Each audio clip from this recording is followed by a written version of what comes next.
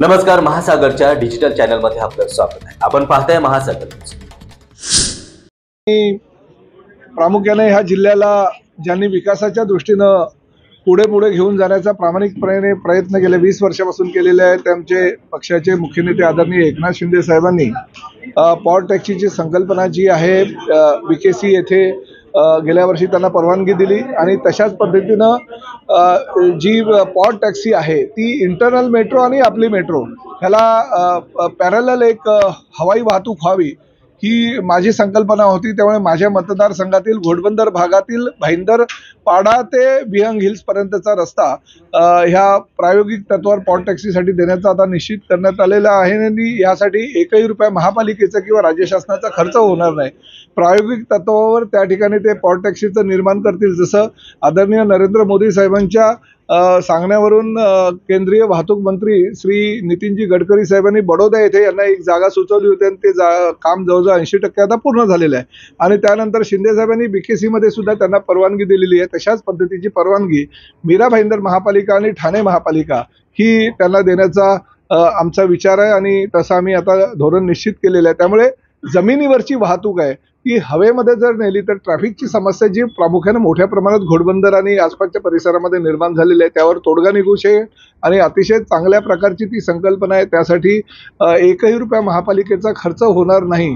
जर भविष्यामध्ये त्यांना पीपीपी तत्वावर करायचं असेल तर ती परवानगी आम्ही देऊ किंवा केंद्र सरकारनं त्यांनी पैसा आणावा आणि त्यांनी त्या पद्धतीनं ही पॉवर टॅक्सीची संकल्पना राबवावी असं ट्रान्सपोर्ट मिनिस्टर म्हणून मी त्यांना प्रस्ताव दिला आणि तो त्यांनी मान्य केला आणि त्यानुसार त्यांनी आज प्रेझेंटेशन दिलं।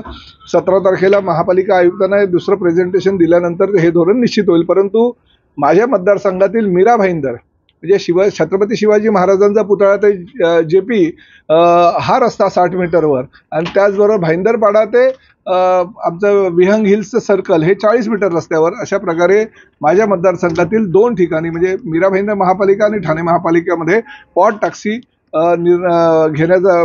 तयार करण्याचा निर्णय आम्ही घेतलेला आहे।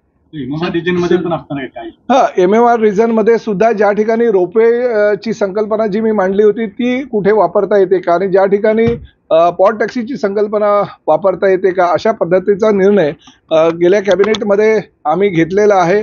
मी प्रस्ताव दिल्यानंतर आदरणीय एकनाथ शिंदे साहेबांनी त्याला अनुमती दिली आणि त्याचबरोबर मुख्यमंत्र्यांनी सुद्धा सांगितलं की MMR क्षेत्रामध्ये आधी सर्वेक्षण होणं गरजेचं आहे की कुठे आपण रोपवे निर्माण करू शकतो, कुठे पॉवर टॅक्सी निर्माण करू शकतो, कारण वाहतूक कोंडी फार मोठ्या प्रमाणात आहे आणि रस्त्यावरील वाहतूक ही तुम्हाला हवेमध्ये नेण्याशिवाय भविष्यामध्ये पर्याय नाही।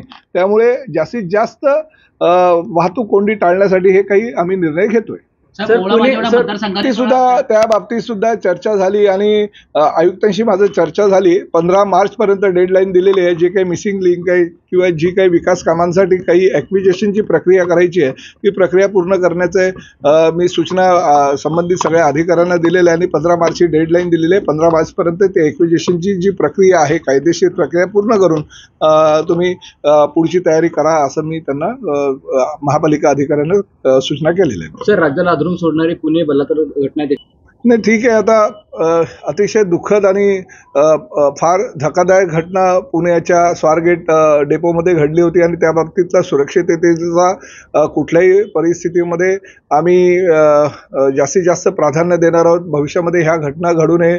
एका निर्दयी आरोपीनं जर अशा प्रकारची घटना केली असेल किंवा चुकी केली असेल तर त्याला कदापि माफी नाही आणि फाशीची शिक्षाच अशा आरोपीला मिळाली पाहिजे ह्या मताचे आमचं सरकार आहे आणि त्या पद्धतीनं पोलिसांनी अतिशय चतुराईनं रात्री 1:30 वाजता त्याला एका गावातून उसाच्या मळ्यातून अटक केली। त्यामुळे त्याच्यावर कठोर कारवाई होणारच। पण शेवटी ट्रान्सपोर्ट मिनिस्टर म्हणून माझी सुद्धा जबाबदारी आहे की आमचे बस डेपो किंवा ST स्टँड जे आहे त्या ठिकाणी जास्तीत जास्त सुरक्षा आमच्या महिला प्रवाशांना देण्यासाठी आम्ही प्रयत्न करतो। महाराष्ट्रातील तमाम घडामोडी जाणून घेण्यासाठी आजच आमचं चॅनल सबस्क्राईब करायला विसरू नका आणि बेल आयकॉन क्लिक करा।